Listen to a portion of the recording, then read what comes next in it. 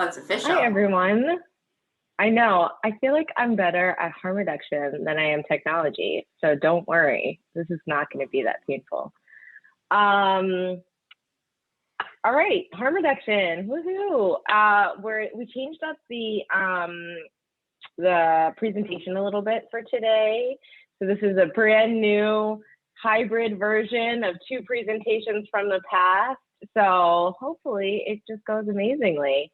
I'm really excited. My name's Erica. I am currently the project director here at Cloverfield.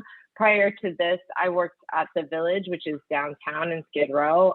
I was the assistant director there, as well as the program manager for the HOPWA team. HOPWA is the program for people living with AIDS. And so, yeah, I always make the disclosure that I come to the field from the sexual health lens. I love talking about sex, and I'm probably going to infuse a lot of that into our talk today. Ciara. Hi, I'm Ciara. I'm the director of the C3 Street Outreach Team, which is the multidisciplinary outreach team for Skid Row. So we have our downtown and our west side here. So hopefully we can give you a pretty balanced perspective from a harm reduction lens. But really, I'm an East Sider too, so. We're very biased, clearly. Okay, so we're going to talk about harm reduction, and let's do it, right? So for the, oh, I'm not even sharing my screen. Let me share my screen. Technology is going really well today, guys. We're off to a great start. I'm so good at it. Okay. So we're gonna use a PowerPoint, but we're definitely gonna flip back and forth, and we want to hear from you guys throughout. So please feel free to ask questions, give examples, and share experiences that you have, and we'll have some time to kind of answer questions if you have specific like client things that are coming up towards the end as well. Okay. You can see that, right? Harm reduction, woohoo! There is a work group there. Well, previously we were called a work group because we were just putting together like these presentations. Now there's a full-fledged task force, which is very exciting. So if you are really inspired by this presentation or just love harm reduction, you're into drugs and sex, you know, come join us. We meet monthly. So today we're going to talk about, we're going to talk about harm reduction. So we're going to understand the philosophy of what harm reduction is. We're going to talk about our own beliefs and biases. We're going to learn some practical steps. And mostly, like Ciara said, we're going to have a conversation. Any questions? Anyone know what harm reduction is? So before I flip to the next slide, I'm going to stop sharing and ask you, what do you think harm reduction is? Or do you use harm reduction? Any examples? Feel free to shout out. You don't need to raise hands or anything. I think like when I think of like harm reduction, I think of like prioritizing like health and happiness over like meeting some like goal that's like surrounding like abstinence, you know, like it doesn't necessarily like, you know, it's not like saying that like you have to abstain like and like cut cold turkey to like recover. I like that health and happiness focus. I see harm reduction as more of a like a lifeguard. Lifeguards tell you swim or not swim, but you just watch over you, make sure everyone's safe. So to me, that's what it's like in a sense, like lifeguard. He's telling you not to swim or to swim. You just make sure you're not running around the pool too much and stuff like that. Absolutely. I love that one too. Any other examples? Yeah, so those are good, really great points. I think like Lillian brings up good kind of like overarching definition, right? We're thinking about quality of life. We're not thinking about like absolutes. I love this example of the pool, right? Because we all love to swim. Well, a lot of us love to swim, but it's not, you know, there are some things that could potentially cause us harm in doing that activity. And so in order to keep ourselves as safe as possible in doing it, we do things like make sure there's a lifeguard, maybe we wear some floaties. Those are always really cute. Yeah, any other examples? What about examples that you guys might use in your own lives?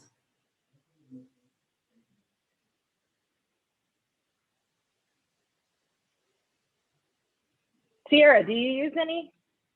Of course. So I think the common, maybe boring one, similar to lifeguard, is wearing a seatbelt. Although, let's be real, I don't wear one all the time, but I've gotten much better at it. And so we're not saying like, hey, don't drive. And it's interesting how readily most folks say like, hey, you shouldn't use drugs, but we all do risky things every single day. None of us are exempt from it. We take some precautions to try and keep ourselves safer as we function in this risky world out here. Absolutely. So some examples that we have here. New Year's Eve rides. If you're going to go out and, turn up, maybe you should get a ride. Driver's education, like before you get behind the wheel, you're actually going to take classes to learn how to do that. Seatbelts, like Ciara mentioned. Birth control, potentially. Needle exchange, housing first. There's all sorts of ways in which we utilize harm reduction in our own lives. I personally try to limit my caffeine consumption. Don't worry, this is my first cup of coffee. And there are lots of ways that we do it. And the reason that I like to mention this in this training is that I think a lot of times we think of harm reduction as something we do to the clients. Like, we're going to harm reduction that client.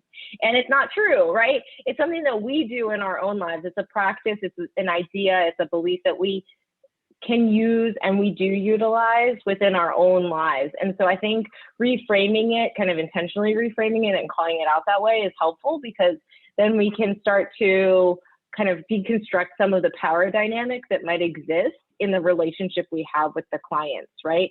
Like, if something's going on in my life, I'm going to go to my girlfriends, or I'm going to go to my family, or I'm going to go to the people that I trust and ask them for advice.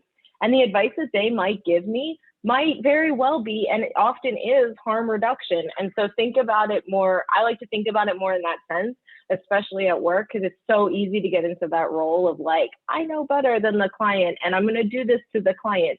So approaching it in that way might help help build rapport with the client and help make the outcomes even more successful.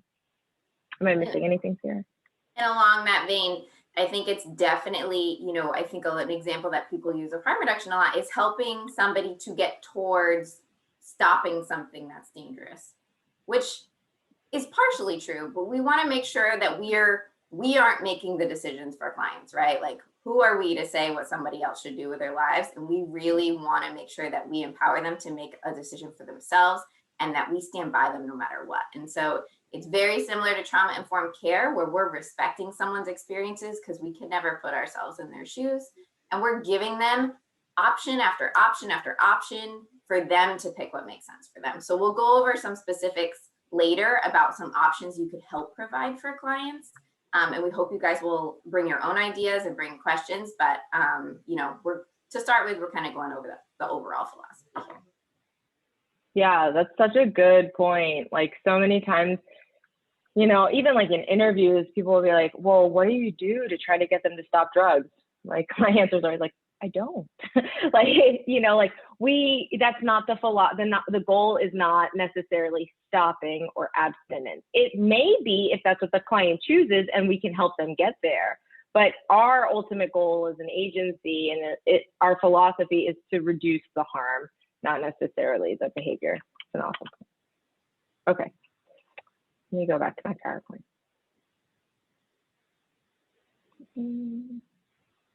This one.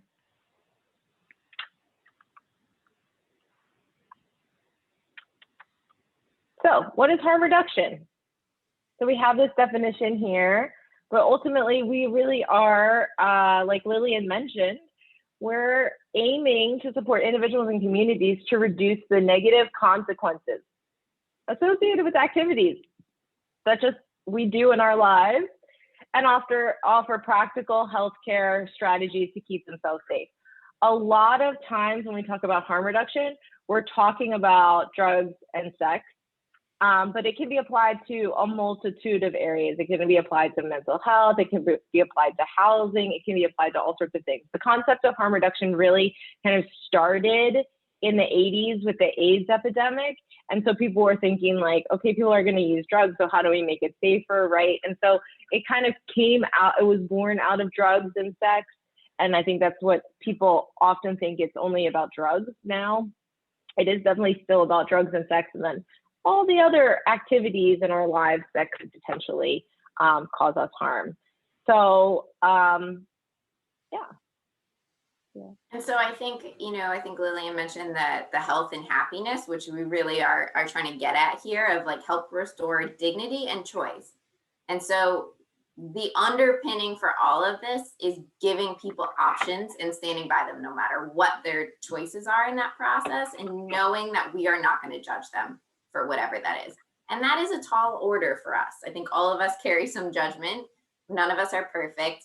And it's hard to put that aside and stand by somebody when you see something happening that wouldn't be the choice that you would make for them. So that's kind of why we're doing trainings about it, because it takes a ton of practice. And all of us struggle with it at some point or another. And we also put in here, not just individuals, we talk about communities. So it's really important to think about and hear what negative consequences could be of something. So it takes into account, historical oppression and violence against certain communities. It takes structural racism into account. So we're thinking on a large scale of how we're helping to reduce harm for the folks that we work with. Absolutely. Yeah. So, and this little quote at the bottom also, like, substance abuse is the only field in mental health where the client is required to give up the symptom before entering treatment. That's true for other facilities, but that's what that's what we don't want to replicate here at the People Concerned. I say this all the time, but I love working for this agency because we really embrace trauma-informed care and harm reduction in a real way. And, if you've been in the field for a while, I'm sure some of you have, we take a very different approach than other places may. And I love it because we recognize that we can't ask people to give it up before they enter treatment, right? And that's something that, I think maybe we all understand on a theoretical level, but it's something to remind yourself of continually throughout your practice. I know, like, especially as staff maybe start to burn out a little bit, like have been in the field for a while, they'll say things like, oh, she really has to, like, we really need to exit this client from the shelter because, her substance use is really out of control. It's like, oh, like that's why she's here. So it's an important, I think, thing that I try to keep in the back of my mind. What's on the next slide? Oh, the principles of harm reduction, my favorite. Okay, so we're going to talk about some overarching principles of harm reduction. We're going to spend a little extra time on this slide, but don't worry, we're going to infuse it with lots of good conversations. So I think we'd love to hear from you for your examples, and then, also we'll provide plenty. So the first one, and I think this is something that we've already kind of started talking about, and Ciara mentioned, is that it's client-led. What does that mean? It's what the client wants. It's not what I want for the client. It's what they're hoping to achieve, what they would like to achieve. Yeah, absolutely. And that's it exactly. And I think it's really simple, but it's something that it's so hard to do in practice. It's like something that we get here, but then our hearts want, like, how many clients have you ever had that you're like, oh, if you would only just do what I said, right? Like, oh, if you would just meet me at the appointment, right? And like, it's so hard to do and to embody this in practice. It's really, really easy to say it's client-led, but it's actually really quite hard. Has anyone ever struggled with that? Or just me? So I got some waves. Yeah, it's challenging. And I think where we see this one a ton is with health and mental health, right? And maybe substance and sex is involved in that, but it's really hard to see someone we care about in a situation where they might die or they're not getting the care that could save their lives, and where that line is. And it's so important to be able to talk to somebody about that and figure out like what what kind of creative interventions we can do so that it's still a client choice and that we're not hopefully taking away their ability to make decisions about their own health and their own lives. So it can be really challenging. So going hand in hand with that one, also, it should be collaborative, meaning that you are working on the plan together with the client. Again, this one sounds like, oh God, Erica, this isn't English 101. I know what the word collaborative means, but ultimately, again, it's like the kind of thing that like it's really tough in practice, right? In practice, it's much more efficient if you're writing a goal plan to just bust it out for the client. Like, okay, so you're going to do this and I'm going to do this and then we're going to do this. And that's, right. And like, it's so much easier and faster to just do the goal plan for them. But taking the time and taking the work to make it truly collaborative actually takes a lot of work. A goal plan's a really great example too, because everyone hates doing goal plans, right? It's annoying. It's this thing where you got to put in plans for housing, plans for healthcare, plans for mental health. But it is a good opportunity for you to be able to put in there like whatever that client's goal is. Like I approve goal plans all the time now that have goals about like getting arrested slightly less when dealing. Like, cool, like we can do that. Like we can make some plans around like when you're dealing, let's keep something with you or let's go to this other spot so that we can help you not get arrested quite so much. Like we can make some real tangible goals for people that maybe some funders might be like, that's not really what we're going for, but it's fine. Like as an agency, we're approving that. We're making sure that we are letting this be really client-led. We can put some things on there that are a little against the norm, and that's totally fine. Yeah, I second that for sure. I love those. I love those examples. Okay, so let's go back and see what the next one is. So it's oriented to safety and quality of life, not absolutes and perfection. That's what Lillian mentioned. We're really thinking about the safety and the quality of life. We're not so concerned about absolutes and perfection. We have a client here at Cloverfield who struggles with substance use, and she has stated that her goal is to not use anymore. So, now that she's led that, process, we're doing everything we can to support her in stopping her usage. And she had a couple months ago, a really nice long period of maybe 3 weeks of not using at all. She was sober for 3 weeks, and everyone was so proud of her and cheering her on. And it's easy to cheer her on when she's doing well, but she relapsed. And it was so quick that the staff were like, well, Cassie's back to her old shit, and it's like, you have to also remember that we're not holding them to absolute imperfection, right? It's really about quality of life. This time we got 3 weeks where her body got a rest from the drugs. And maybe the next time we're going to get back on that horse and we're going to give her a little bit more time, and just even one more day, or a couple more hours, or even if it's not as long, even if it's just another period, right? We have to think about the safety, the quality of life, and not hold them to absolutes or perfection. Have you ever held yourself to a perfect standard or to like an absolute? I bet some of you have. I know I have. How did it go? Not well. Not well, right? Because like how many times I'm sure some of you have had this experience where you're like, I'm going on a diet. I'm not going to eat shitty. And then, you get drunk one day and then you eat a cheeseburger and you're like, well, shit, I might as well just eat the fries too, and then it just goes downhill and you start judging yourself for that thing, right? And so when you put this standard of absolutes on yourself, it doesn't feel good. There's a lot of shame involved when you break it, right? It has negative effects. You don't want to, and so it's harder to come back from that. So we want to remove that as well when we're working with our clients and letting them know that, we're working toward a goal. It might not be linear, but we're here for you and to support you along the way. A big one with that too is recognizing the fact that our clients have a shit ton of trauma. And we can make that assumption whether we know about it or not, and we don't need to have any specifics of what that might be.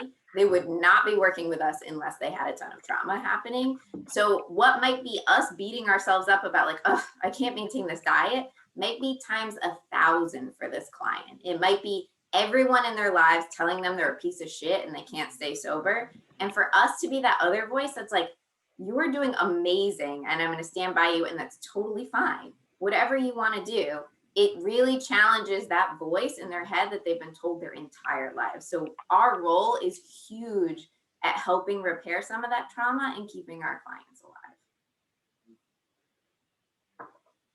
Totally. Yeah. I feel like there's so many gems coming out.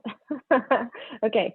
Next one is trauma informed. I'm sure you guys have taken a trauma informed care training.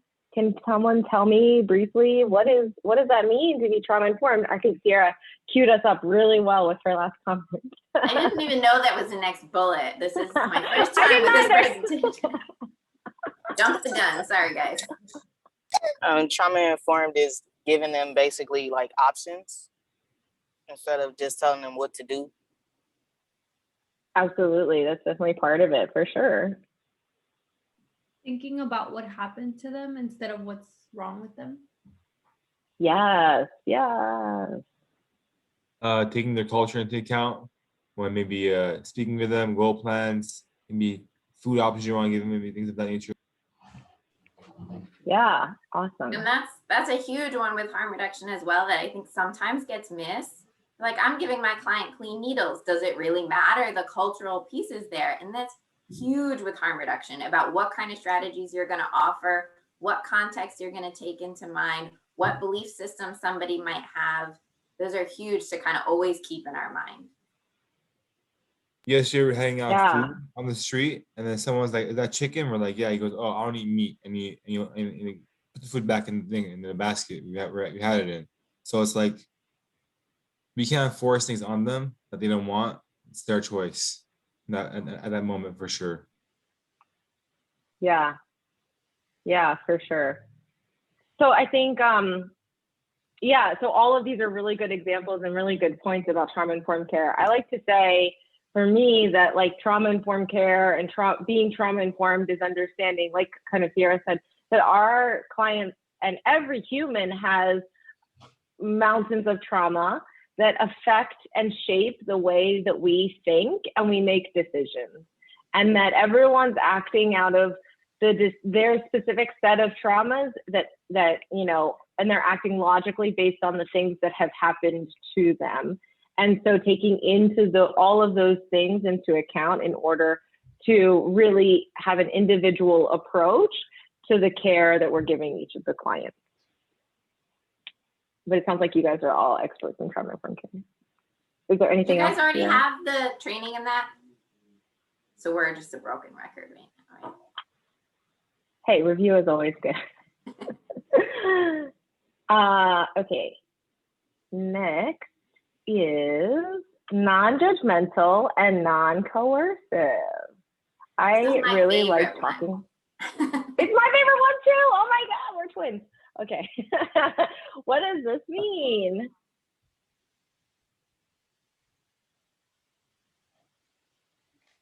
Take a stab. Simon.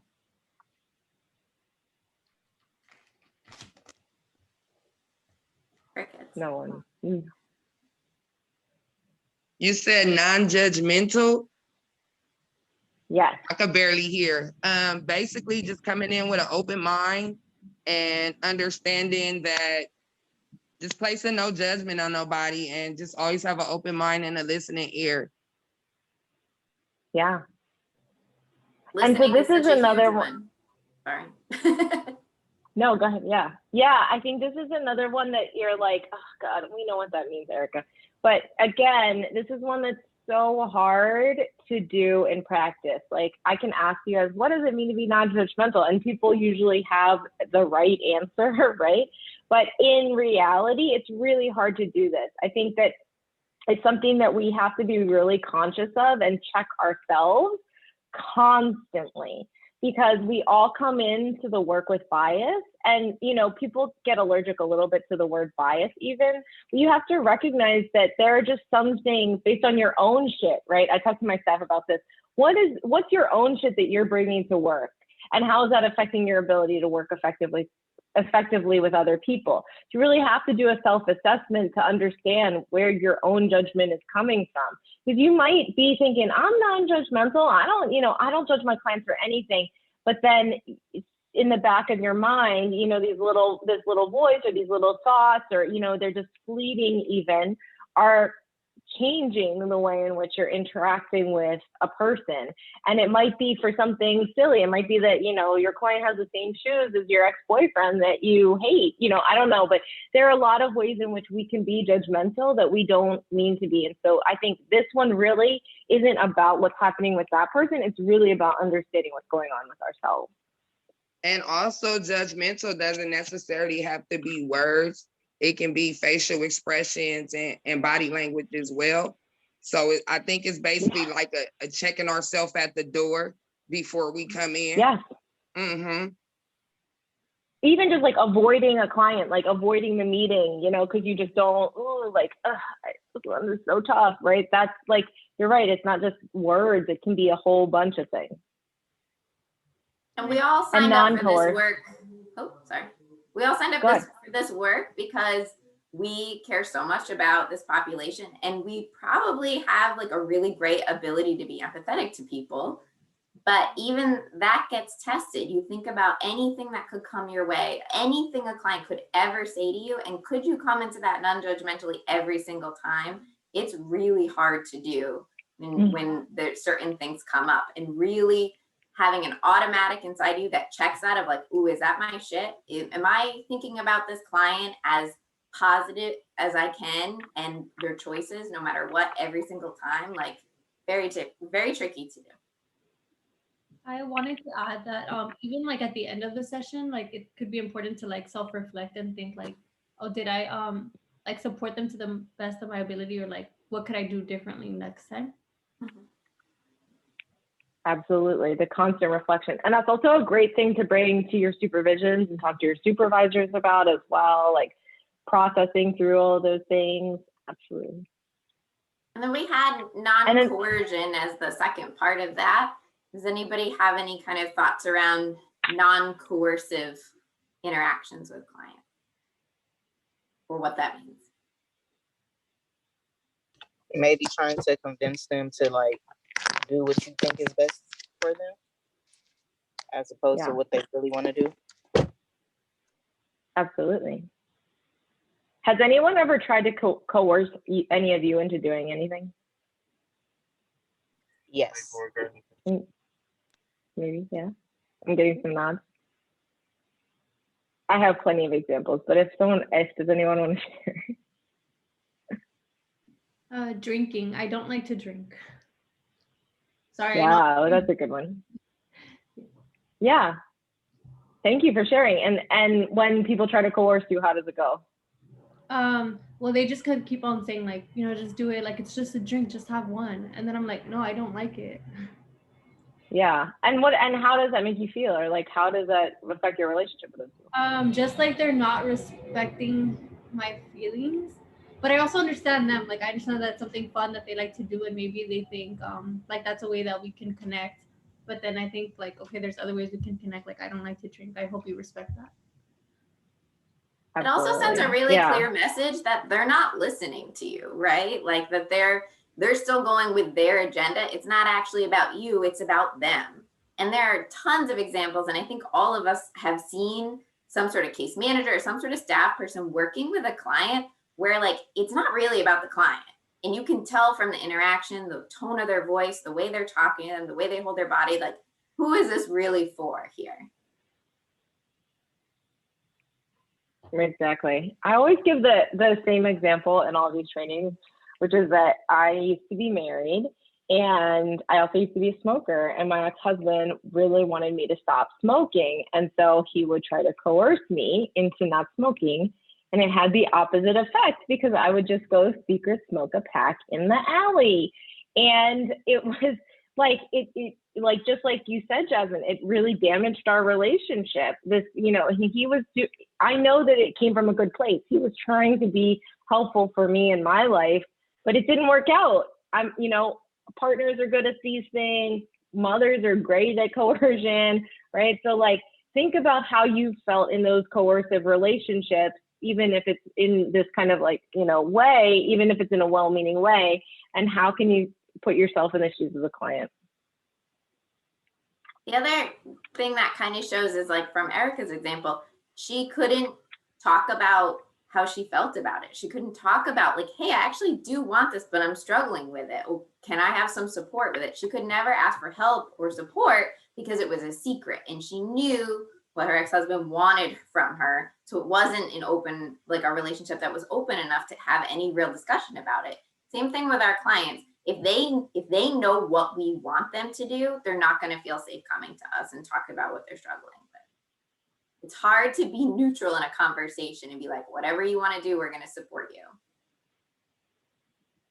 Absolutely.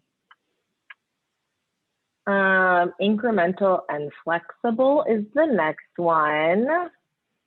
I think we already touched on this one a lot, but you know, right? We're taking small steps. And the size of the step, the size of the increment depends on the client as well.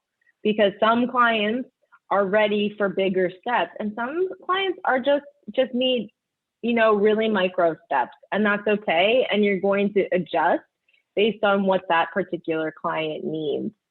And it's flexible. Like I had the example of the client that relapsed. It's flexible, you know, understand that this shit is not linear, and that's okay. And we need to be flexible with the clients and with ourselves. Sometimes we personalize, you know, clients like relapse. We take it personally, like this is my failure. It's not. Be flexible with your clients and with yourselves and as a team. Not to make it about me, but I just wanted to add something that with your questions, I started thinking more about it. So I also would feel like kind of just like sad and uncomfortable, because the reason why I don't like to drink is because like trauma, you know, because people in my family use alcohol and how that has affected me growing up. So it is about me and like how I am fearful of becoming an alcoholic. So yeah, sorry, I just started thinking about that with the questions that you asked me, and I just wanted to add. I think that's Oh my really God, don't be sorry. example. Yeah, take up space, girl. Like, yes, like, thank you for sharing that with us. Like, that's so important, you know, and it really helps to deepen the understanding of what might be happening. Yeah, so thank you. And also it brings us back to kind of that trauma-informed lens of thinking like, we don't know what people's history is, and we shouldn't assume that there isn't a significant amount of trauma, especially with our folks. Like, let's assume that it's there, and the decisions that they're making are for a really good reason. And we don't know what that reason is. And frankly, we don't need to know to back them up. No one's just like, I thought it was a great idea to be addicted to IV meth and lay in the gutter all day. Like, no one starts with that plan, right? Like, there's a lot more context there, and there's a lot more that probably makes a ton of sense. We just don't understand what that is. And the more we get to learn about somebody non-judgmentally, the more we can get that window into their life and understand why they are where they are right now and where they want to go. Yeah. Thank you so much for sharing that. I think like, just like Ciara is saying also, it's like a lot of times we feel like we're owed the story. Like, we're not owed the story. Just want to be clear. Like, they don't have to tell you shit. And if they're not ready to tell you anything, that's okay. We're not owed the story, whether it's a client of ours or whether it's someone on the street. Like, but you know, I don't know if you guys have heard this, but like, there are lots of like people out there in the world that think like, in order to give like they see a homeless person on the street and they're like, I'll give you $5, but you have to tell me a story. Like, fuck off. You're not owed a story. Like, they don't owe us their story. They don't owe us their trauma. And so, yeah, it's wonderful if they're willing to share it, but it's not necessary. That was a total tangent. I'm sorry. Let's get back to the first one.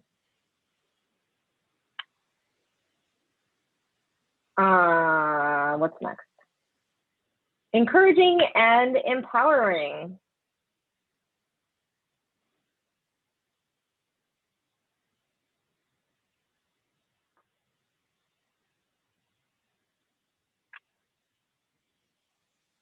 Any thoughts?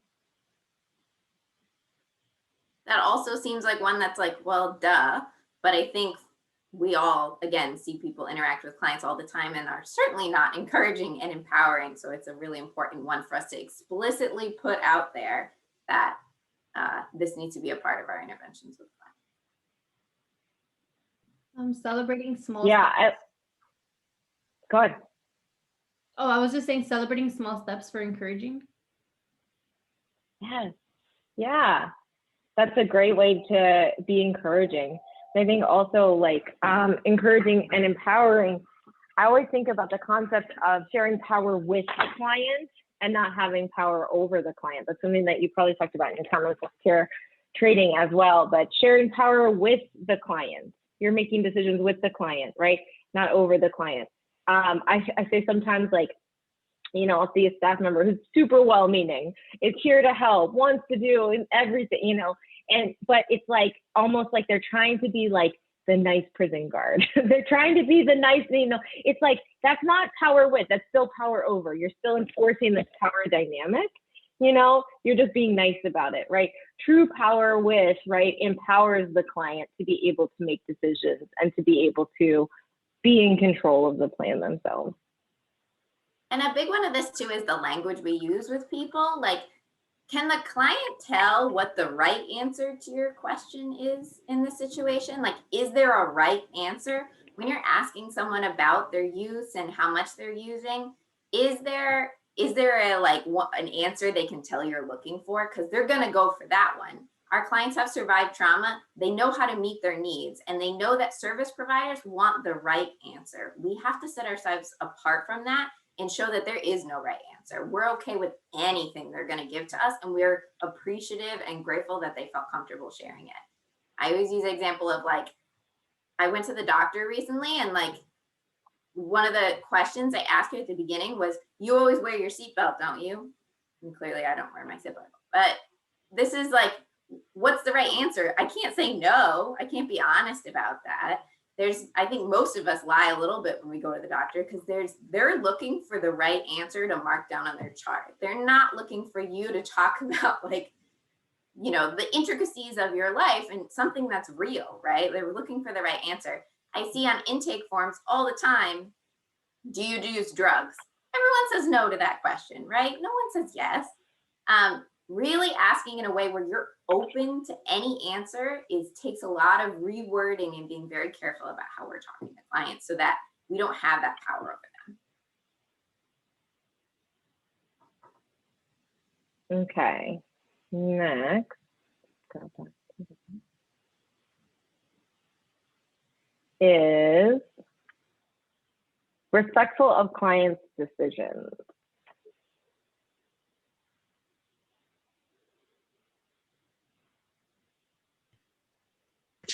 Just like letting them know that no matter like what the decision is, you know, you still accept it. You don't try to push them to think otherwise or do otherwise.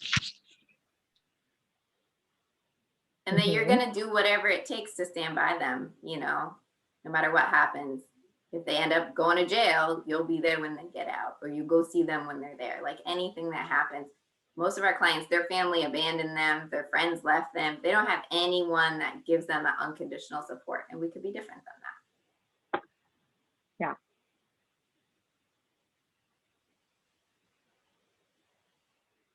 So last bullet? Yeah, the last one is behavior and resource based. What does that mean?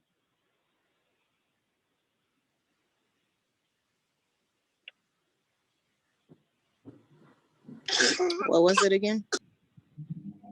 Behavior and resource based.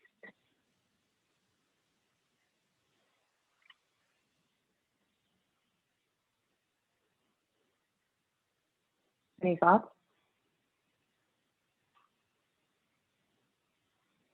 Maybe giving them support to like know, well, like support to help them find places and find the help or whatever it is that they need. Mm-hmm.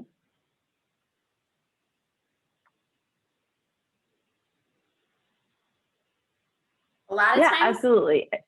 a lot Go of ahead, times Ciara. clients have a goal when we ask them what they want, and maybe that goal is like, I want to get sober. And there isn't a lot of thought of like, well, that's a huge goal, right? Like you've been using for the past 25 years. It's like, oh yeah, I'm going to get sober. Is that, if that is really their goal, what kind of things would they, incremental things around like behavior to have in supports and resources would they need to get towards that goal? If their goal is something different, have we set up all the resources they could possibly need to surround them so they can pick and choose which ones make sense for them in that moment? There's not that many resources out there. So it's really up to us to kind of gather all that stuff and really help connect that client to all those. Yay. Do we feel pretty comfortable with the principles of harm reduction? We're getting the idea. Okay, cool. So we wanted to ask, have you heard any of these?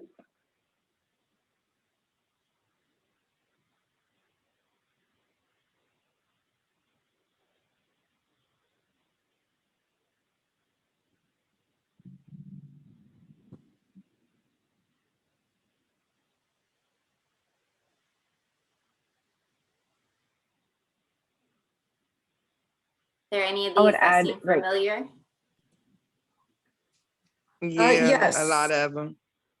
Yeah. Where do you guys hear these? 12-step programs are pretty big on some of these. Hmm. So you'd Yeah. make powerlessness. And family members, friends. Mm-hmm. Mm-hmm. TV. Yeah. Mhm. Mm-hmm. Other service providers sometimes. Hopefully none of our coworkers. I hear it from our coworkers all the time. I'm gonna be honest, right? I'm just gonna put, I'm sorry, I'm gonna go there. I'm gonna be real. It happens. We're a huge agency, and there are a lot of people that have heard these messages from places like you guys just mentioned, from family, from TV, from other places, from external sources, and somehow still manage to get a job here, and or even are holdouts from like old school, thinking. And these are things that people might say. So how do you respond to them, right?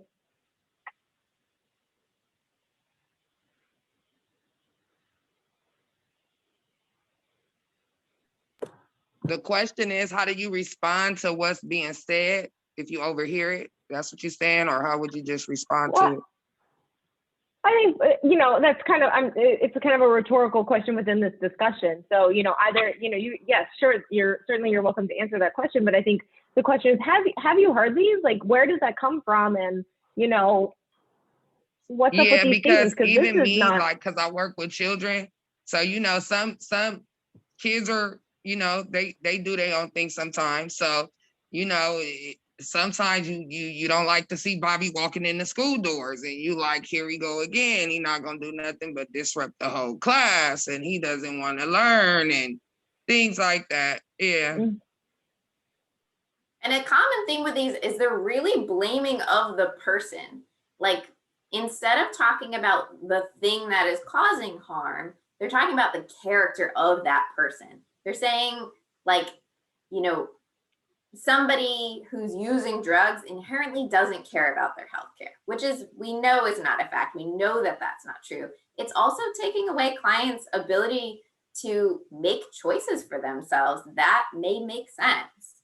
That goes back to the mental health first aid training that we had, when they said everybody has trauma, but when you got to get down to the core of what caused that trauma before you can even try to help or understand. So it is more so trying to understand where they coming from and what caused them to be like that before you even make any type of assumptions. It's like asking them why and how instead of telling them why and how it happened. You have to ask them why and how it happened. And an inherent part of harm reduction is that we think that our clients care about themselves, care about each other, and want to make decisions that make sense for them. And I think if we don't believe that, like, we don't have any business being here. Our clients may have things that happen to them that have caused them to be in whatever situation they're in, but it doesn't mean something about their character and who they are as a person. If we all think about like some of the worst things we've ever done in our lives, and someone made a judgment of who we are as a person because of them, we'd all be fucked, right? So we don't want to do that for our clients. Absolutely. And I think I bring up the fact that, you know, I do hear it around the agency because, one, sometimes it comes from burnout. So, you know, but I think that it's a good way to remember to be able to, like, you know, it's not necessarily your responsibility to check your colleagues, but it is a good way to check yourself. Like, when you hear these things, like, is that right? You know, am I going to just go with this? Is this the culture? Or should I rethink, like, some of what's happening, and maybe, you know, talk to someone about some of these comments that you hear, because it does happen. It does happen regularly. You know, someone's having an episode, and I can't tell you how many times I've heard, like, you know, that client needs to respect us, and they're being so disrespectful, they need to go, right? Like, when they use, they're so disrespectful, so they need to sleep outside. Like, make sure that you're challenging those thoughts, because it's easy for them to come up, especially when you're feeling stressed out, especially when you're feeling stretched. So make sure that, you know, you're thinking, like we were talking about your own shit, in order for yourself to be able to give the best care that you can to the clients. Because like Ciara said, they are doing and acting out of their own self-preservation, acting out of their own wills to survive and be healthy for whatever way that looks like for them. Cool.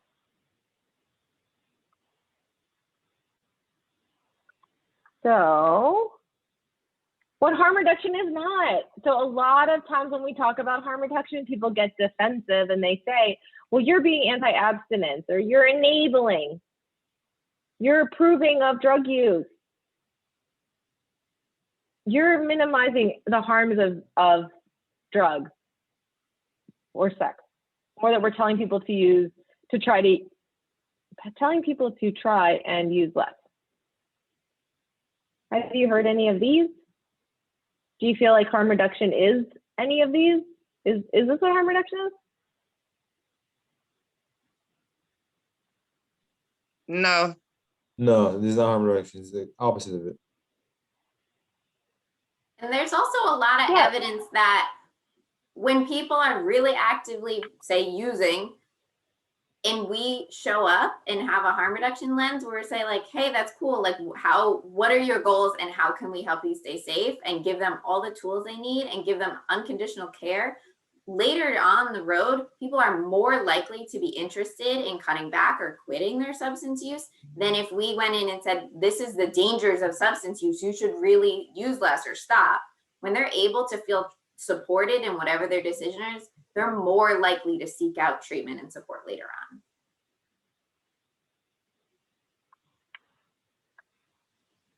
Yeah. So I think also, like, you know, this I think is one where when you think about it in like the sexual health context, right? Like, people love to say, like, you know, that sex education is anti-abstinence. It's not.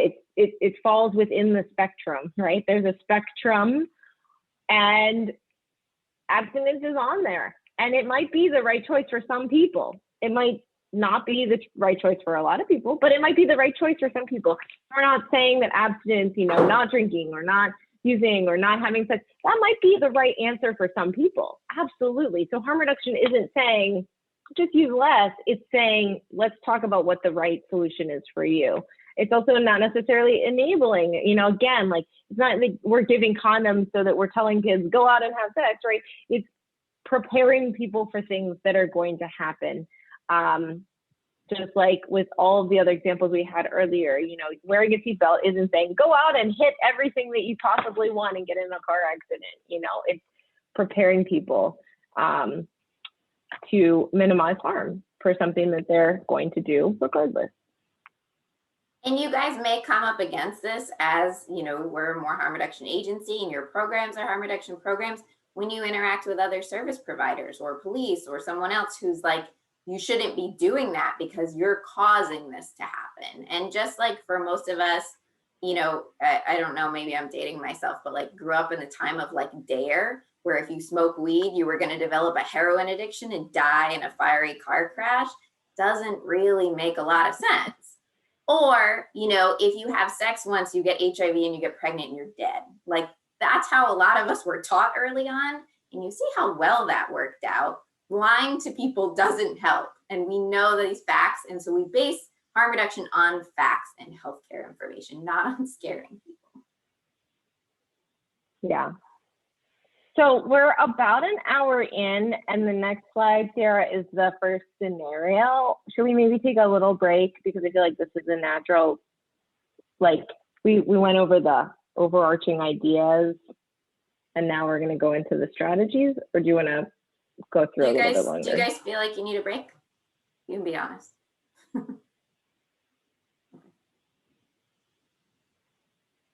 It's five. I'm getting a 5 couple minutes. head nods.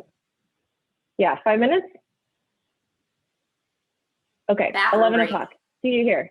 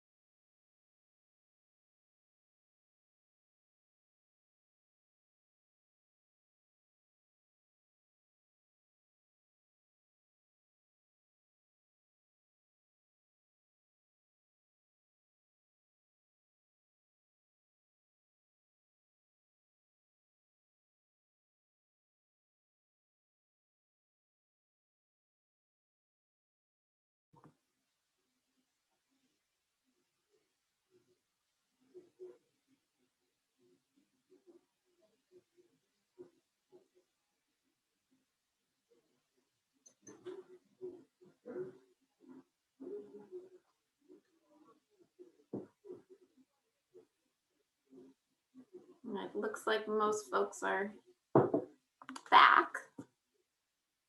Give them another minute.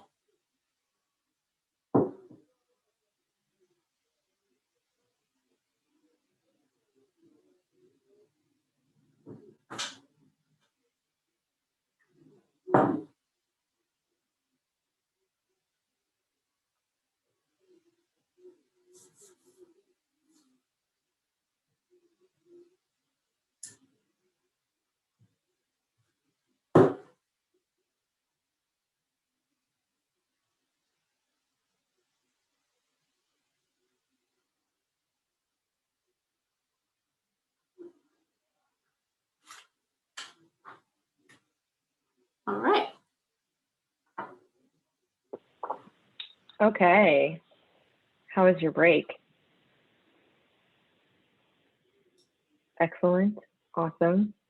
Welcome. Check in just really quickly before we start. How are we doing? Is there more or less of that you want from us?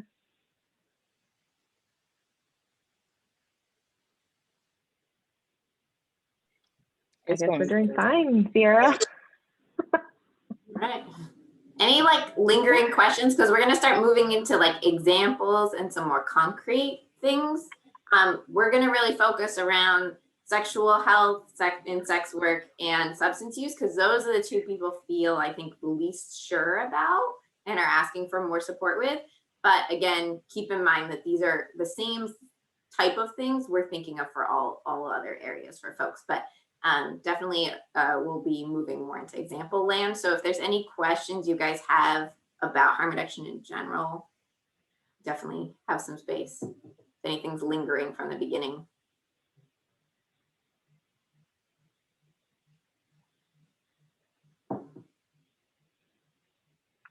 So like Ciara said, we're gonna be going through some examples and going through some like actual strategies. This is not meant by any means to be a comprehensive list or training on those things. There is, the Harm Reduction Task Force does have a series of video panels that are on the playlist, which I highly encourage you to check out. If you have a client that's experiencing any of the things that, you know, that you don't have to watch them all at once, but like there's one on like talking to your clients about meth, like, so if you get a client with meth that's like an active meth user, maybe watch that one real quick, you know? So definitely check those out. Definitely check out the titles, or if there are ones that you're like really like not sure how to approach, maybe watch those ones in particular. We are going to go through some examples today, and we are going to have an emphasis on drugs and sex. Why? So we know that we can use harm reduction in a multitude of ways, like Ciara said, but drugs and sex are the ones that people feel uncomfortable about. Why do people feel uncomfortable about those ones? Where does that come from? They're like topics that aren't talked about like openly, and they have like a lot of stigma around them.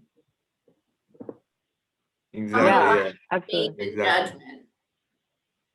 There's a lot of fear, consequences around the topics as well.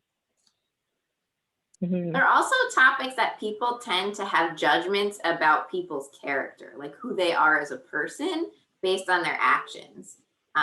You know, we see that in other areas too. We see judgments about folks like a homeless person is A, B, or C, right? Because they don't have a home, it somehow means something about their character. So I think a lot of us are used to having those conversations, but when it heads to like a lot of direct conversations around drugs and sexual health, I think even a lot of us, like that's a newer thing. And how do we navigate that with our clients and be present as comfortable as we possibly can so that our clients know that we're a safe person to talk about those things. But then even asking the question at times can like leave you the fear of them closing up to the question itself, in a sense, because of their shame or embarrassment of talking about it openly. Yeah, absolutely. Yeah, so I think all of it flows like from societal factors that give all of us discomfort and shame around talking about these topics. And so Ciara and I are going to try our best to just, normalize the conversation today in this hour. And we hope that you continue to do that work. I'm always down to talk about drugs and sex, especially sex. So if anyone wants to talk to me later, I'm down. You can use me as a resource anytime. Okay, so we're gonna do a scenario. One of the things that Ciara and I talked about before we decided to do this was a lot of trainings, I feel like it's like training 101, being a good facilitator is using a lot of examples and doing vignettes and like group work. And I feel like also though, when I'm a trainee and I don't have all the answers, the group work sometimes feels a little futile. So what we're gonna do is we're gonna go through a scenario and she and I are gonna kind of model like how we would talk about this case just for y'all to listen. So, and then we'll do one together where you guys can, definitely we want your participation, but we're going to start out by doing one and just talking it through together. So as we're talking, I would say, think about some of the things that we do. How do we interact with each other about this? If there are any things that we mentioned that you're not sure about, definitely bring that up. But just note kind of like how we have the conversation as you listen. And you Ready? can let us know if we forget anything. Yeah. Okay, here's our scenario. So during intake, your client, Lario, seems agitated. And when you ask about his use, he tells you he uses crystal daily and he wants to get off the street because he hopes he can avoid having sex in exchange for drugs. So, Ciara, what are we going to do about this client? I think in this one, in all of them, the first thing I want to ask myself is, what is this client's concern? What are this client's concerns and what are these client's goals? Because even if I have some goals, they're not really going to matter so much, right? The only thing that's going to really help this person and create change is figuring out where they want to focus. And it sounds like from this situation, he really wants to focus in getting indoors to help protect himself.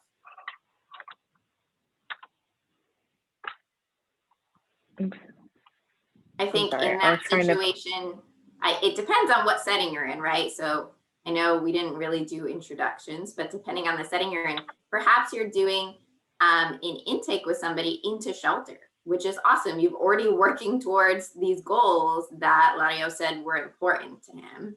But I think in addition to that, we want to talk about some of the things that he mentioned. So he talked about using crystal meth and he talked about sex work.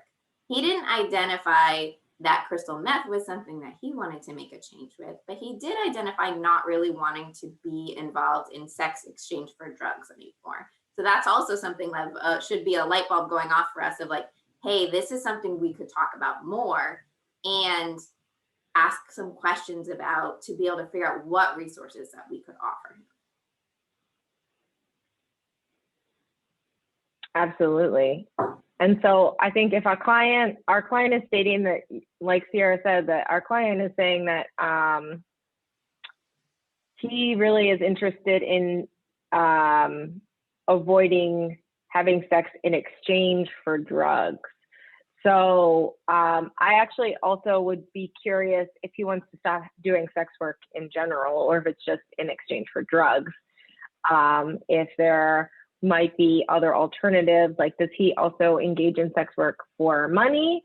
Is it money and drugs and other things? And he's okay with some of them, but just doesn't want to do it for drugs at this point. And there could be a whole host of reasons why that might be. A client might want to continue to engage in sex work for cash, even if he wants to continue to use crystal. But doing it in exchange for drugs might mean that he's getting it from lots of different suppliers, that the people that he's engaging with in sex work with might be giving him different varieties from different suppliers that he's unsure about or doesn't know about, And so in order to control his use a little bit more, maybe doing the sex work in exchange for cash so that he can use a consistent supplier might be something that might help reduce some of his harm and keep him a little bit safer. So I would want to ask questions about that as well. I'd also really want to acknowledge that, like, very rarely does a client just offer this information up. And that's like pretty amazing that he's trusting us enough to like put it all out on the table right here. Maybe there's more that he hasn't, but I would really want to acknowledge at the beginning of the conversation of like, that's amazing that he is asking for support and that we 100% want to help support him with the changes that he might want to make, or we can talk about some options. I would also wonder like where he's gonna get money for drugs from, if there was any, how he was feeling about his crystal meth use, if he was using because it helps to manage with sex work, or if he's happy with where he's using and he's thinking that he might have some other resources to be able to manage this. It's always a great idea to ask, get a lot of information about clients' use and ask if they're happy with where they're at, or if there's some changes that they'd want to make to it. So it gives it an opportunity to say like, yeah, I am happy with it. And that's not the wrong answer, right? Most people are saying, are you ready to get sober? That's kind of a condescending question that says, I want you to get sober, right? That's what most people are asking. So we want to kind of reframe that a little, be like, hey, like, how is it going? And it could be okay. It could be dual diagnosis where he's using drugs to, you know, medicate himself for, you know, maybe mental health issue he has. So it could be that as well. And it's great to ask some more questions to get an idea of that. So we could ask questions around his use. Hey, how do you feel about your use? How is it going? We really want to think about like not assuming that any of these things are bad, right? Like drugs are great. Drugs are fun. Drugs work. We really want to have that mentality. If we think drugs are bad, that's really unrealistic idea, right? They're clearly helpful with things and they clearly feel great. So maybe he could tell you what he likes about drugs. And maybe one of those things is that it helps with his mental health. Who knows? But at least we're leaving it open to get some ideas from him about what is happening for him. And our clients are really fucking smart. They know about drugs more than we do for the most part, and they can teach us a lot about their survival, about how they work. And it's okay to ask questions. I think most of us have learned a lot from our clients, and there's no shame in being like, I don't have a lot of information about that. Like, could you tell me how that works? That's okay. Yeah. Crystal meth can also be used a lot of times as like a social lubricant in sex work. And so I would be really curious to, like we've said, like dig into a little bit more about why, what his goals are. I have a whole host of questions about the sex work as well. Like he's saying that he's having sex in exchange for drugs, but I am very curious to know what that looks like. Of course, you know, being respectful of the client and how much they want to share, and not prying if that's something that he tells me he's not interested in talking about, but certainly asking about which holds are involved. You know, is he engaging in oral sex? Is he engaging in anal sex? Is he engaging in anal insertive sex or anal receptive sex, or both? Because the harm reduction is going to look really differently depending on what's involved and which body parts are involved.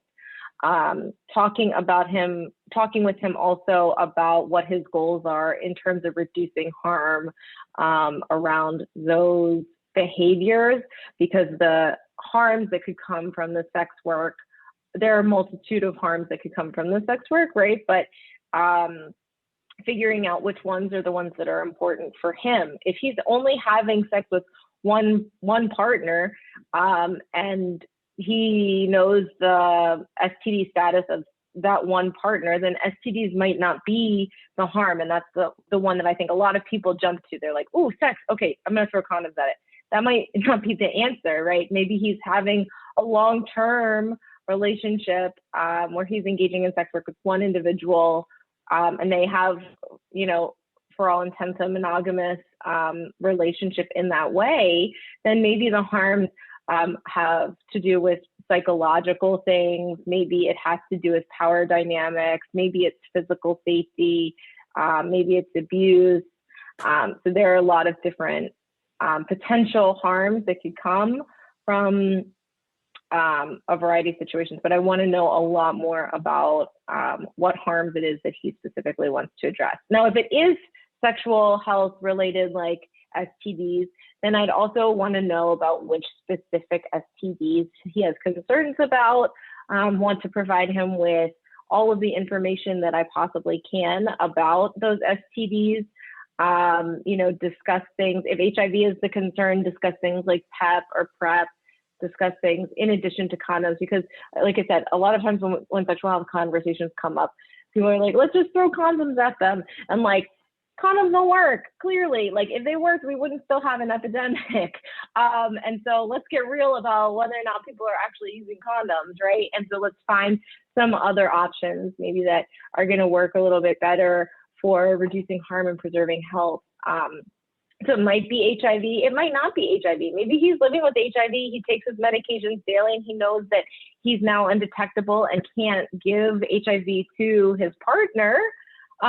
In which case maybe the concern is more around syphilis or gonorrhea or, you know, hepatitis. We could talk about a whole bunch of different STDs that could potentially come from this exchange and tailor the approach based on what he states he wants to work on. From the substance abuse perspective, I would definitely want to get some more details about his use of like how much he uses, anything, you know, about his goals, but also like how does he use crystal? So is he smoking it? Is he injecting it? And when he injects it, what ways is he injecting it? Is he injecting it into a vein? Is he doing something called skin popping?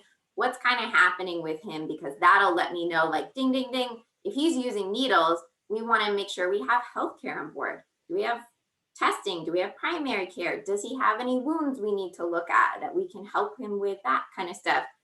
And are we getting him clean needles and clean injecting supplies? Like that's a big one to focus on. But if he's sharing pipes with other people, it's COVID. Like we need to be doing some education. We can get him some clean pipes. We can get him access to that stuff. So thinking about, you know, both of those.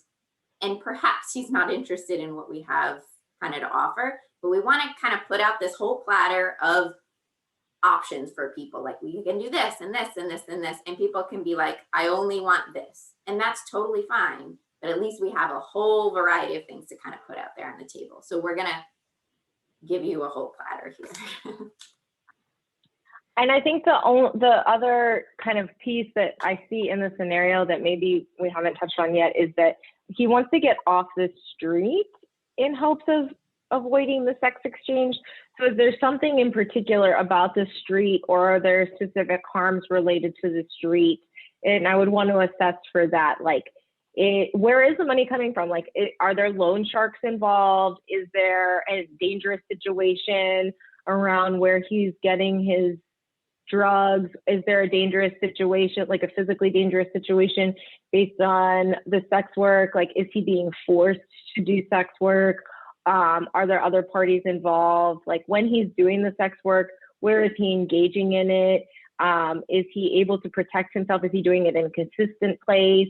Sometimes doing, you know, or even like soliciting in the same place can be safe for some people, meaning there's a community of people around that can keep an eye out.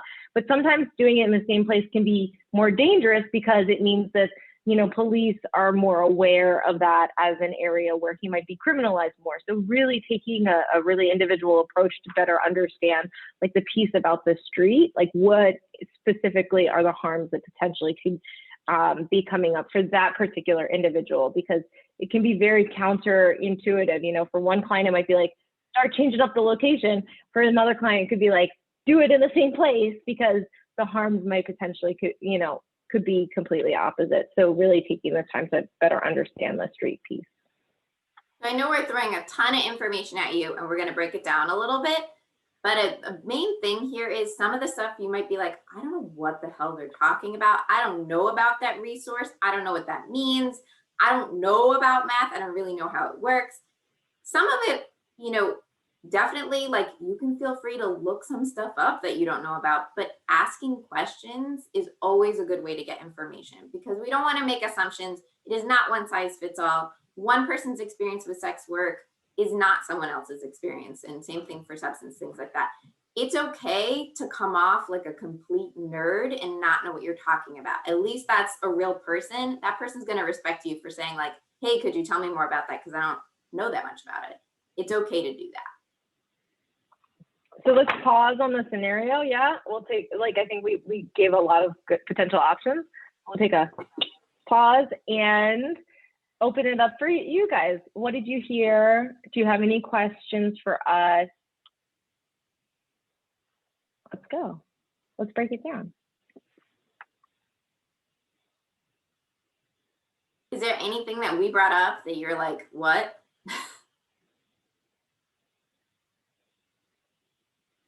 I think for me, it was just seeing that or hearing that it was like to be able to help them is like more than just asking simple questions. It's like digging deep to really try to figure out what's the best plan to help them help themselves. I think someone brought up earlier the fear of asking questions because someone might be upset by it. And I think that's common to a lot of new case managers and clinicians and attendants, is that fear that you'll upset somebody. And so I think something I use a lot is saying, hey, is it okay if I ask you some more questions about it? I know it can be really personal, but I really want to hear more about your situation. Can we go sit in a private place? Asking permission to say like, hey, can I ask you more questions about sex work? That's something I talk to my clients about. Like making it normal. I've really never had anyone be like, fuck you, no. And giving them the option to stop the conversation is trauma informed. But a lot of times we're so afraid of upsetting somebody that we don't give great care. So we want to at least give people that option. Any other things that you guys had questions about or that stood out to you? Or just observations? I'm like trying to think about like how you would apply like harm reduction in like relationship, like, or like in like the context of like relationships. Like I'm like thinking of like a scenario in my head, like let's say you have a client and they come to you and they say like, I would really like my boyfriend to stop beating me up. Like, but they're not like saying like, I want to get away from my boyfriend. They're just saying like, I want to just like this. Like I'm trying to like, I don't know. I'm like having a hard time trying to like come up with like ways in my head of like how I would like concretely like address that situation or approach it. Yeah. And a lot of times violence in relationships, domestic violence, that's a big one that I think we use harm reduction like without even knowing it sometimes. When we're doing safety planning, when we're thinking about like, hey, what is it that you want from this relationship? It sounds like you want to stay in it for right now, but like, what is a goal that you have? Maybe the goal is to stay safe and try to avoid getting beaten up, to try and avoid death even can be a goal for some of our clients who can't identify a goal. But I bet in a lot of ways, like if you've done that with a client, you're already kind of using that way of helping them identify what that goal is and giving them some options around that specific goal. Because I think with domestic violence is a big one where it's hard to swallow down our goal of getting that person to leave the relationship and really focusing on their goals. Yeah, I think this is another one where like people just want to like, oh, DV, okay, I'm gonna refer them to a DV shelter, and it's like it's so much more complex than that, and so there's not a one size fits all response. But yeah, like Ciara said, like let's figure out what the specific goal is. If the goal is like not to die, then maybe like we need to dig into finding out more about the situation to strategize and help strategize with the client around those things. Like some, I think like specific examples though, there are a multitude, but just to like, I think sometimes we talk in like these theories and then you're like, you didn't answer my question. So like some potential ideas might be, finding out a little bit more about the relationship. Like when does it get violent?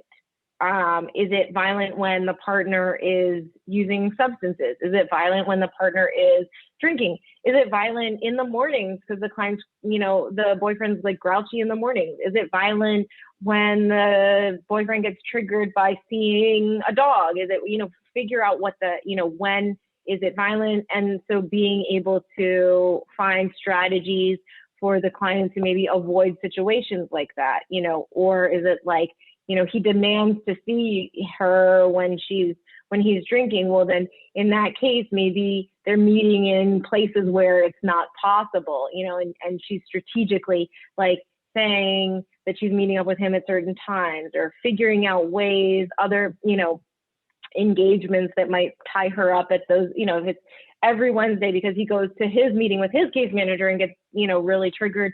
Well, then maybe on Wednesdays she signs up for a class all day at you know, the community college. I don't know, like there's a way to be able to take the specific thing that's happening, find out a little bit more, and break down a safety plan that isn't just like, I have the number to the cops. Like, figure out a way, you know, maybe there's a confidant that can go in certain situations. Maybe there's someone that she has on call. Maybe it's you that she has on speed dial. Maybe, you know, you have like the non-emergency number programs into, like, does she even have that programs into her phone? Maybe there are different ways to, like, does she know how to like do the thing on your phone where you just click it and it calls emergency services without, you know, making the call, like helping the client strategize different ways to keep themselves safe. And definitely for Okay, that's DV, helpful. we have a lot of great internal resources because we have Sojourn right here. So I definitely, if you're thinking of a particular client, it's great to be able to call them or call the DV hotline and get some ideas for like really creative safety planning. I used to be a DV counselor, and there was stuff that like I never would have thought of, like the bathroom and the kitchen are the most dangerous rooms to have a physical altercation in DV. So trying to get into a bedroom instead of the kitchen where there aren't knives or sharp counters, things like that is really harm reduction focused, where the person may not be ready to leave the relationship, but the goal is to survive and stay as safe as possible. And that's something we can work with. That may have been a long-winded answer to your question. I just wanted to add something. Something that stuck out to me in this scenario, I think Ciara touched on it just a little bit, was the first part was the client, Lario, seems agitated. So, you know, in my mind, I think about, okay, how do we work through this agitation to, you know, seek the information that we're trying to get, or, you know, give him the resources. But I just wanted to, you know, offer that and put that out there. Because you did say that giving this much information sometimes isn't always the case, but it is saying something about the client as far as being able to even, you know, go forward and explain his situation through his agitation. But that does, you know, bring up questions for me as far as what strategies to employ when, you know, you do have a potential client who's agitated, you know, maybe by the intake or even, you know, something that has nothing to do with what's going on, and actually helping him meet that goal as well. Mm-hmm. That brings up, yeah, that's a really great point about figuring out, actually like really seeing how that person you're talking to is in that moment and trying to see how you can adjust to meet the needs of that person. I think also seeing some of the behavior might change the question. I think in this situation, he was kind of like fidgety and agitated. So the person who's working with him kind of assumes substance use is at play and they ask that question, but he might not have given that information. And maybe there's something you can do around kind of how uncomfortable he's feeling in that moment to help build that trust relationship. Right. That's a great point. Yeah, absolutely. Fantastic point that we didn't mention. So I think we're gonna look. Sorry, one question I did have, because I did have a client the other day. She came to me and she was telling me she kind of was feeling like basically like hopeless, and she was like giving me her whole story about what's been going on with her, and it was a scenario that like I kind of didn't know like how to address it. Like I just told her like I think that you should seek counseling and go to your case manager, you know, but like I didn't know what to say because it was one of those things. It was like between her and her child, and it was like there was no real answer, you know, like every answer that I gave, she was like, but you know, so how do we like address those situations? It's a really great question. And I think a lot of times in our role, we can feel like we need to have a solution to things. And I think for a lot of our folks, they are in the lowest point of their life, and there is not going to be a fix to any of these things.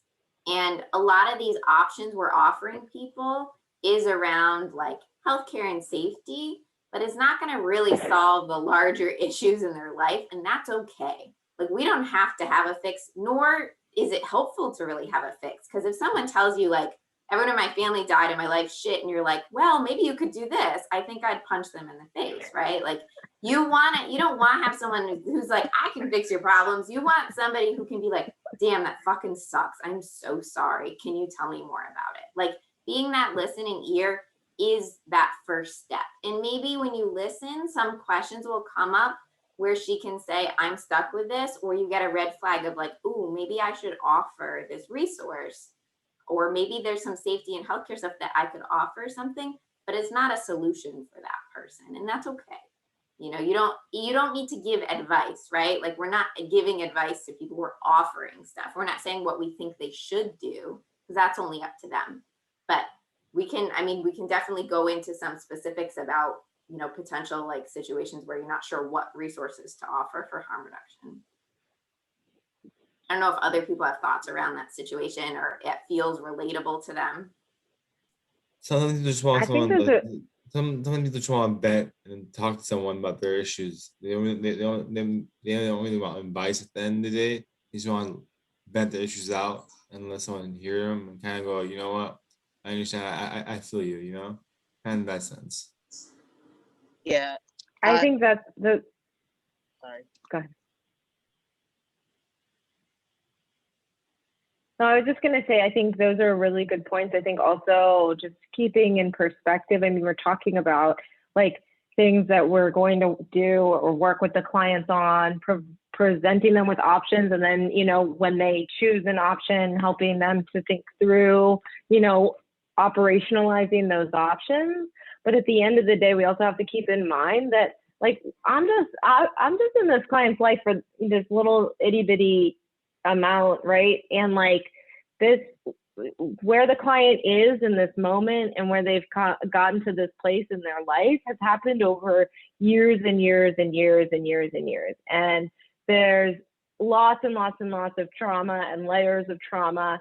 And it's foolish of me to think that I can undo that in a conversation or even in 6 months, you know? And so I think sometimes we put pressure on ourselves, you know, because I come from the interim side, like I hear in interim, people are like, you know, she's been here for 6 months, like she should be able to blah, blah, blah. It's like, hold up, like, you know, this shit takes time. It takes a lot of time to undo. And so I echo, you know, what everyone else has said, like sometimes it just starts with listening, actively listening and actively, you know, intently listening before a strategy might present itself. Right. Yeah, I did listen. We had a long conversation. I just walked away feeling like, did I really help her? Because I didn't have like this. I wasn't able to give her a real solution, you know? So. And that's going to be the case for a lot of situations. I think sometimes with harm reduction stuff, we do have like a bit of like a toolbox to pull from for things, but it's not, again, not going to change the course of somebody's life as far as their trauma and the situations that are happening necessarily. And that's okay. But having trust with someone can change their life. Having somebody who cares about them when no one else is listening, just having that makes a huge difference for folks who don't have anybody. So you guys and I are do all want to doing mention that. Yeah, I do want to mention that, you know, that feeling of like walking away and being like, damn, I don't think I did anything. You know, like I also encourage each of you to manage your own stress, manage your own vicarious trauma, because those things are emotionally exhausting. And you're only going to be able to continue to be able to do this work, to be sustainable in this field, is if you do develop really good and really strong coping mechanisms for managing your vicarious trauma. It's something that I know even when I started in the field, I was like, I don't have that. I'm strong as shit. Like, I'm good. And then it caught up with me, you know? And so like, make sure that you take care of yourself, you have good boundaries, and you know, keep yourself emotionally healthy. And I'm happy to share resources after. I know this training is not about that, but we could talk about that later too. Okay, so I'm gonna, let's move on to the next part, yeah? We're gonna keep talking about strategies though, so if you didn't get your fill, No worries. Here it comes. I think I'm in slideshow mode. Okay, so, oh, you can still see the thing. Anyway, it doesn't matter. All right, so essentially, in the other version of this training, you know, we kind of wanted to focus on making sure we're not putting the cart before the horse. So a lot of times we'll think of strategies, we'll see a scenario and we'll just jump to a strategy. And as you saw, like with Ciara and I talking about that scenario, we asked a million questions before we even jump to a strategy. And so it's really important to not get focused on the strategy side. I know it's probably small and you can barely see it and it's annoying, especially if you're on a phone. If you do the play, the strategies might be a little bit bigger. Okay. I did a little bit better. Like, not really. I mean, it's definitely bigger. But. Well, let me do this and then I can maybe, oh, I don't think I can, well, anyway, here we go. We're gonna send it out, so it's fine. Don't feel like you have to read it all right now. The idea though here is don't jump to a strategy first. You have to ask questions and understand what's happening before you can even build a strategy. So think about the potential harm. Don't get distracted. Like in that last scenario with Lario, a lot of times people just jump straight to the substance use as being the thing we need to work on. But it might not be the substance use because that might not be what's causing the actual harm. So first, think about the harm in the situation that needs to be addressed. Then think about what's causing the harm. So it could be a behavior situation. What's causing that harm? And then strategize around that. So don't get distracted by what you think is the harm. Make sure that you understand what the harm actually is before you dive in. Does that make sense to everyone? It's also really hard to offer some strategies if you are assuming what the client feels like their harm is, or you're doing what you think the harm is, but not what the client does, because then it's never going to be a shared plan. You're not doing it collaboratively with the client. So if I've had a lot of situations where like, I would love a client to want to change and use less because I'm worried they're going to die on the street. And so when I ask them about their use and how they feel about it and are they happy where things are at, and they say, yeah, and so there isn't any goals for change, I often will bring up stuff around like, hey, we've had a lot of clients die lately from overdose on the street. Do you think maybe that would be something you don't want to happen? And pretty much everyone says yes to that one. So then at least, hey, look, I can think in my head, death and overdose is the harm that we can agree on, and that's where we can focus for making some goals together. So trying to figure out where it makes sense. So we don't need to go through all of these. Like I said, we're going to send it to you. So I think maybe the best use, since we don't have a ton of time, Ciara, might be pulling out a few of the strategies that maybe we might want to just highlight that we think maybe are underutilized or maybe not as talked about. Yeah, and definitely like, we want to hear from you guys, which of these you're like, what is that? Or like, I don't get what you're talking about in that, which there may be a bunch of those. And we'll try and pick some ones out that we think that might be the case for, but we want to hear from you. So we can definitely, so again, this slide is about harm reduction with substance use. The next one is going to be around sexual health and sex work. So definitely like ask us questions about what we're talking about. There are no dumb questions at all. I'm just interested in the strategy. Well, I know we don't focus on it, but using the vitamin C for injecting crack. What is that? I never actually. Yeah, that's one that doesn't get talked about a lot. And it's definitely good when you're talking to your clients about their use to really get into the nitty-gritty about, oh, you don't inject? Do you ever inject? Often you get a very different answer than like, well, no, I didn't today, is kind of what someone might be thinking. But oh, yesterday I did, but I don't normally do that. So that's a great question. Kind of the same thing of like, do you share needles? No. Did you ever share needles? Well, yeah. So then you kind of can find this, ask lots of questions to really get at what's going on. So you can't inject the crack version of cocaine without breaking it down first. And so a lot of people will use some sort of acid to break it down so that they can inject it. And often that'll be like lemon juice, something that's really dangerous actually, and like eats away at your veins. So you can actually get straight vitamin C with no sugar, not like the emergency packets. Don't do that. It'll be fizzy and you don't want to do that. But you can actually get straight vitamin C packets that will help break down the crack, so it's safer for somebody to inject and doesn't cause as many infections in people's veins and doesn't cause as many wounds. That's something in my outreach team that we just keep in our office. So if we have clients that are regularly injecting crack, which isn't super common, at least we have something that we can talk to them about, because a lot of people don't know we would have that for them, or they don't know how it works. And so that's something we can kind of talk to folks about. Great question. There are other ones on here that some clarity would be helpful.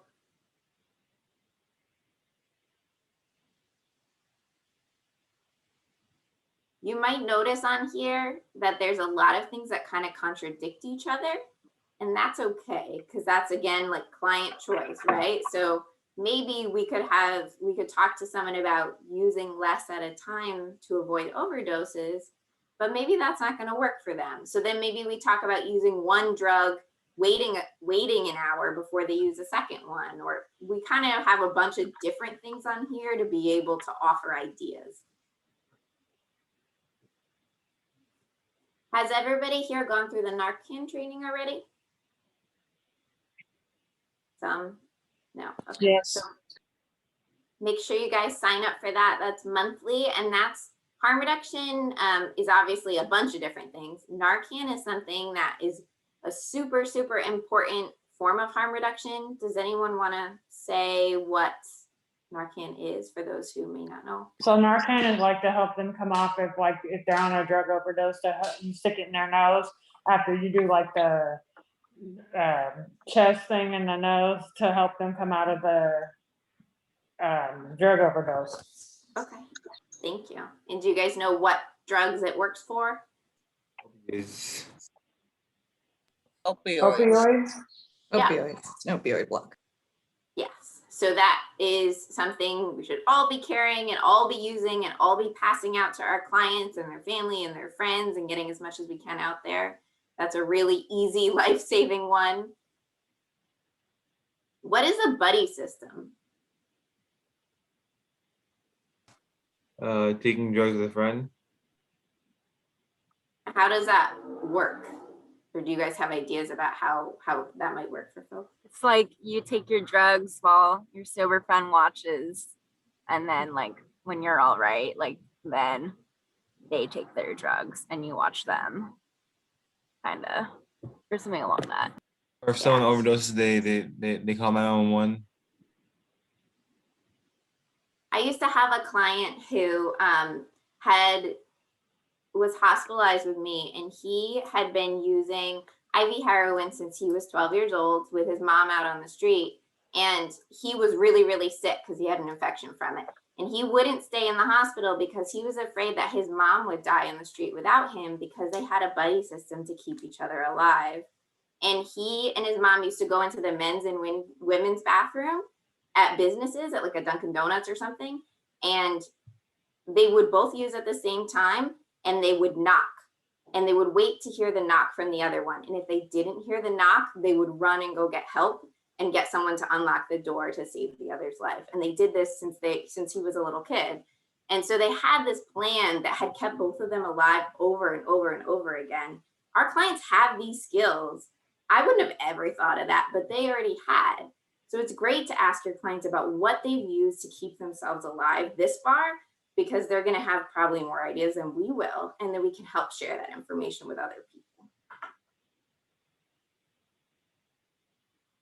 What about medication-assisted treatment? Does anybody know what that is?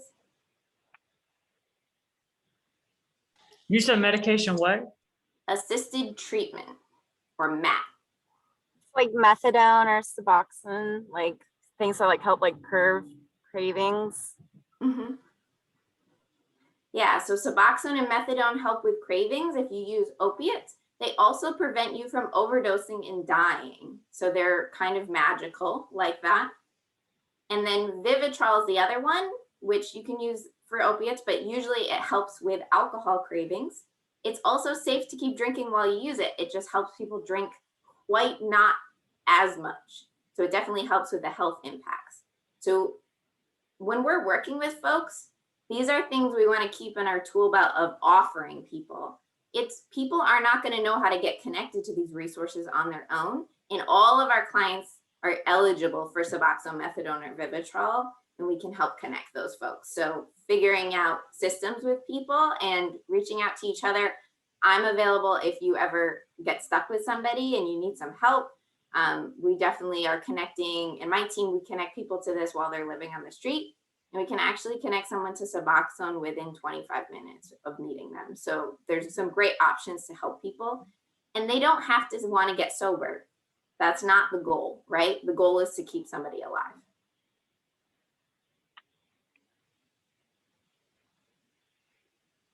Anything else on here that you guys have questions about, or Erica, you feel like we should go over?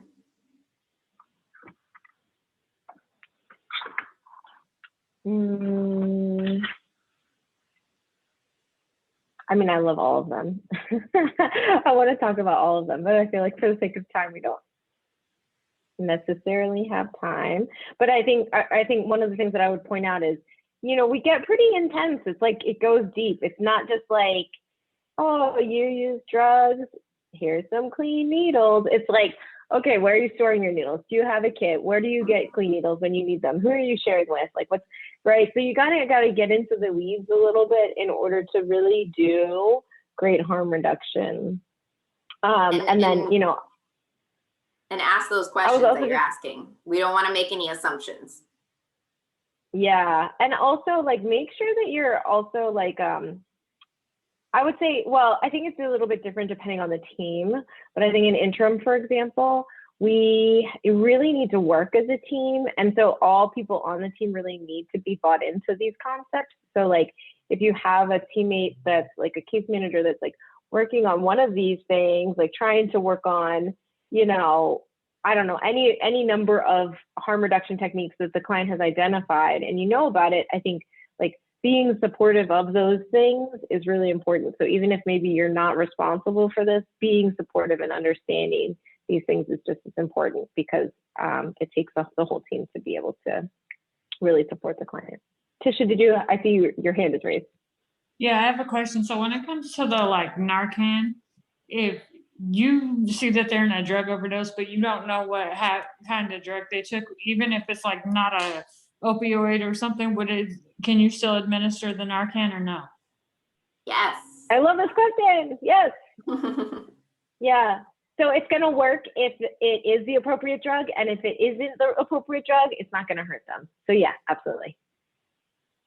And I think an email went out yesterday, but I'm on my team alone. We had 2 people overdose yesterday. So this is happening a lot.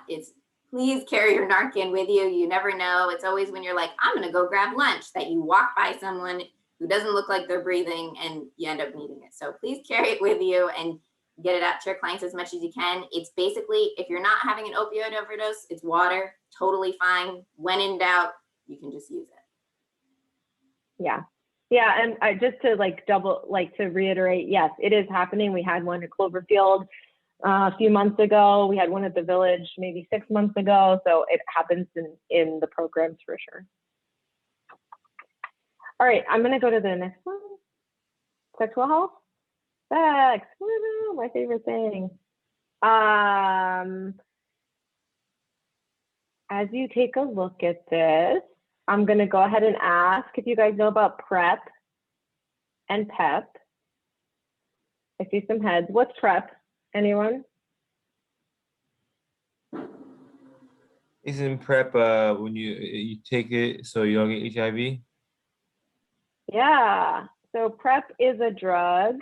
It's a once daily pill. So PrEP stands for pre-exposure prophylaxis. And right now there's only one, so that's technically a category, right? There's only one drug right now that's approved in the States for use, and that's called Truvada for PrEP. So people just call it PrEP. Eventually, we're going to have a whole range of options, just like birth control. So there are going to be some that are oral, some that are injections, some that are they're testing rings. There's going to be other options in the future, but right now we do have a pill. It's a once daily pill. You take it. It prevents HIV from being able to establish an infection in your body. So it's something that you take in advance. PEP, conversely, PEP is post-exposure prophylaxis, and that's something that you can take after you had a potential exposure. So let's say something happened, you have a client that gets raped, they can go get PEP to prevent HIV after the fact. It's kind of like the morning after pill. PEP and PrEP are both available in the state of California for free, even if you have Medi-Cal. So if you have a client that needs it or wants it, you can help. It might take a little blood, sweat, and tears on your part as a case manager to help navigate them to that, but they are free in the state of California.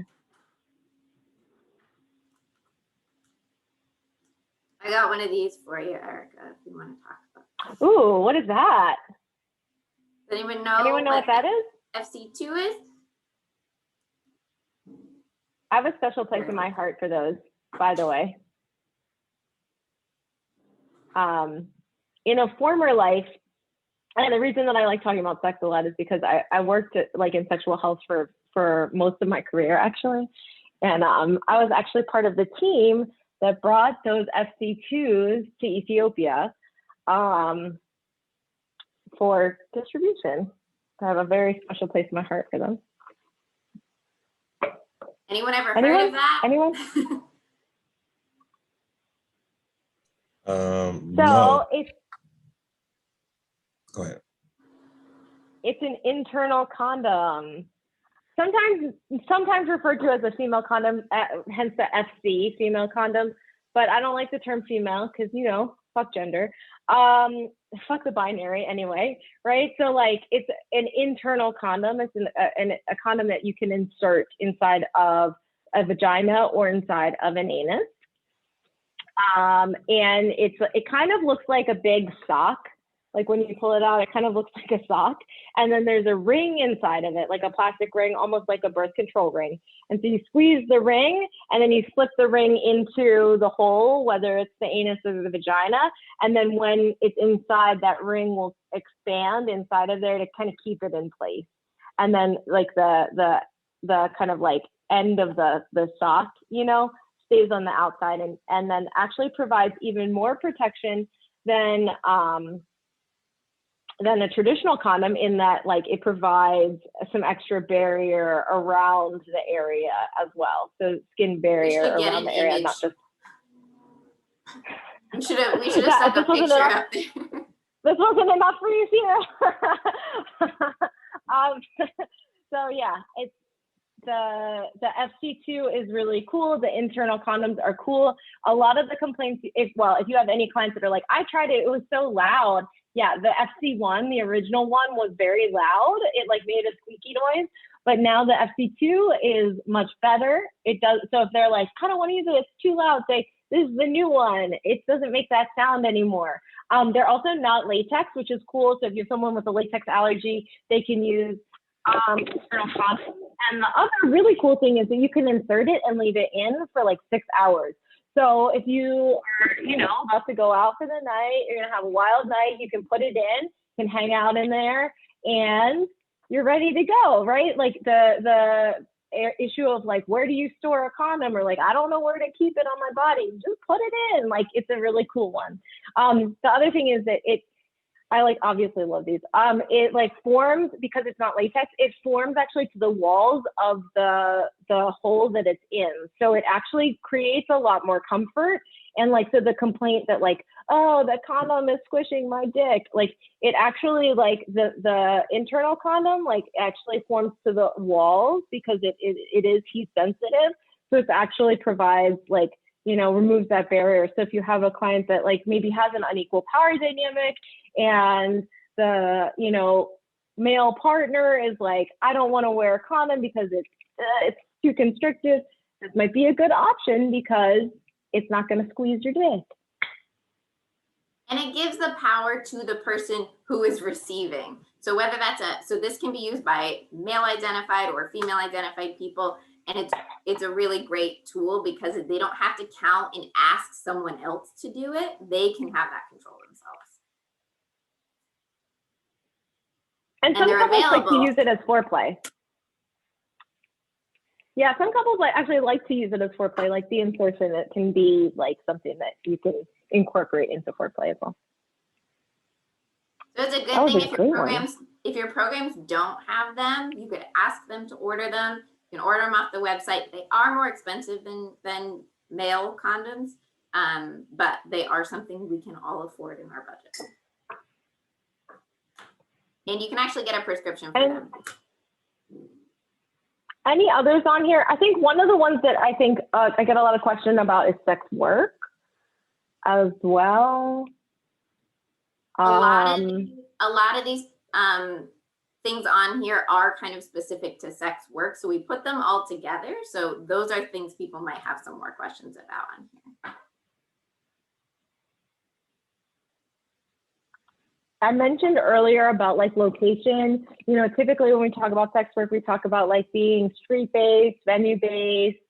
And so thinking about location is important, and thinking about safety is important. So it really depends on the person and what the potential harm is.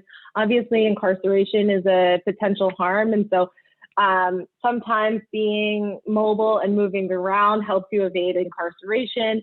Sometimes that, though, brings in more dangers because you're in territories where you don't have a support network to look out for you. Talking about pimps is important. Sometimes having a pimp is a good thing, and sometimes having a pimp is a bad thing. Some sex workers choose to use pimps or work with pimps because they provide safety. Some choose not to work with pimps because there are obviously very abusive pimps out there as well. So there, you know, each individual case might have a different solution. Let's see. I actually worked with a group of sex workers once that created a co-op, and it was like a group of sex workers that worked together, and they pooled their own money and hired a security guard for themselves. And so there was like a sex worker co-op, and they got five girls together, and they hired a security guard. Took the situation out of it. They took control.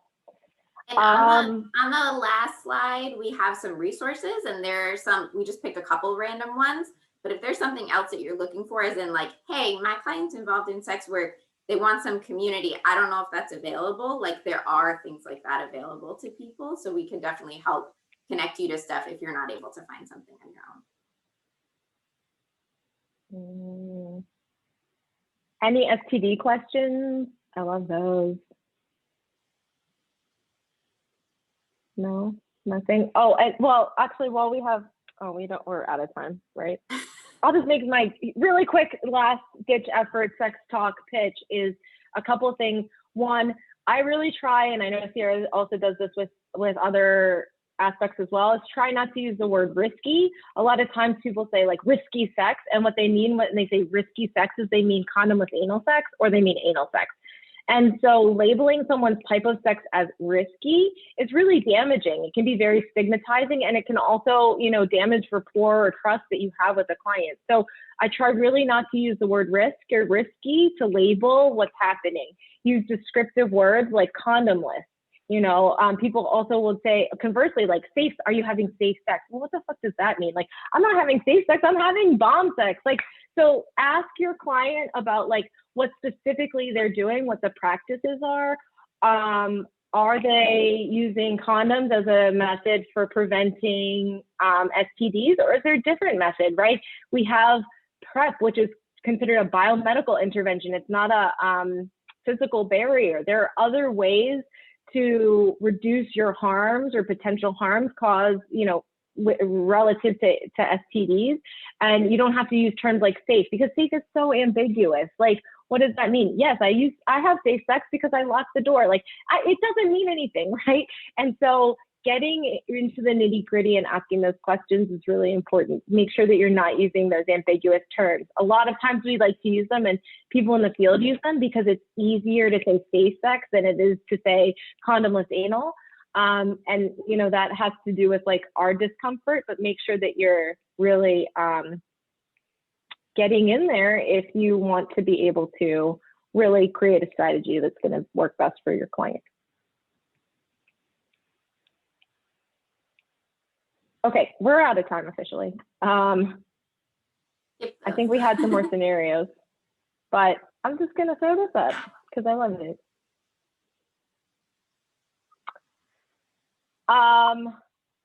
Yeah, we're out of time. I think, you know, I can hang out for a few more minutes if there are additional questions, or, you know, we didn't do scenarios, obviously. I don't know if you can hang out for a few minutes, Ciara. I guess if people need to go because you're out of time, feel free to hop off. But thank you so much for coming. If you want to stay, if anyone wants to stay back, we'll definitely be here. And then we'll send this out. The last slide has some resources. If there's anything else you need, you can reach out to either of us. Thanks, guys. Thank you all. Thank you. Have a good day. Thank you so much. Have a nice day, guys.